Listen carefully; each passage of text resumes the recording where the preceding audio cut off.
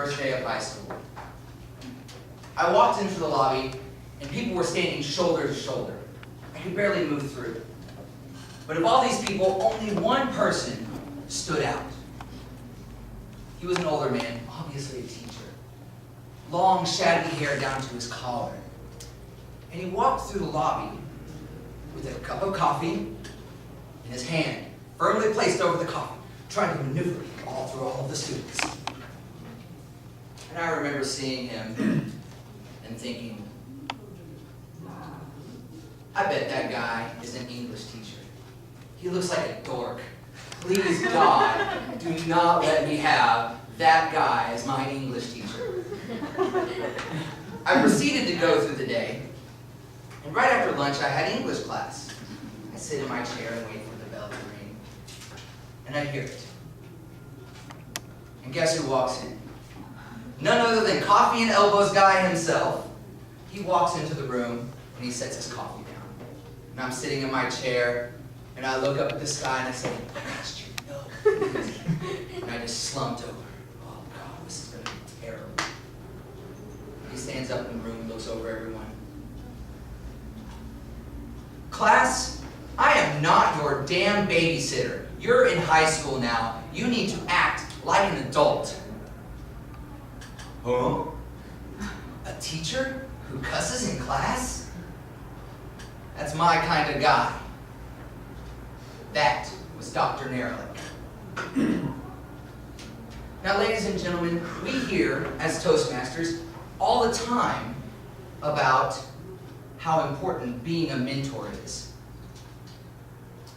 But there's something we don't hear a lot about. How important having a mentor is. And Dr. Nerelick was mine. Mentors can give you direction, advice, and inspiration. And at a time when I had no one to give me any of those, Dr. Nerelick gave me the direction. I was a teenager. I was being pulled in every which direction from my hormones. I felt like my arms were like this. But I remember one day in class he said, being a nice person is not as important as having a well-rounded character. Wow. He proceeded to tell me what things I could do to have a well-rounded character. In class, I felt like he was talking directly to me. He said, you should learn how to play a musical instrument. Read some of the classic novels. Make sure you get plenty of exercise. Learn how to do new things. After that, I read things like Moby Dick and Farewell to Arms, which, oh God. I learned how to play the guitar. I still play to this day. And I even made up a game with Frisbee on a tennis court. It was fun, but it never got picked up. I wonder why. So, he gave me that direction I was looking for. But he gave me so much more. He gave me advice. At a time when I wasn't very sure about religion or God. And I would get into arguments all the time for no reason. I decided to ask Dr. Nerelick for advice. Dr. Nerelick, what do you think? What is your opinion on God? He said, Mr. Hick, keep an open mind. 4 simple words. 4 simple words that have affected me to this day. I no longer argue about religion. I'm now understanding. I now support people who are strongly religious because I realize that though I may not have that same religious strength, other people do, and it's their right. He gave me the advice, 4 simple words. Keep an open mind. He gave me the direction I needed. He gave me advice, and to this very day, he has inspired me. Dr. Nerelick, in the 70s, was one of the first English teachers to go to Asia to teach English. He started off in Taiwan.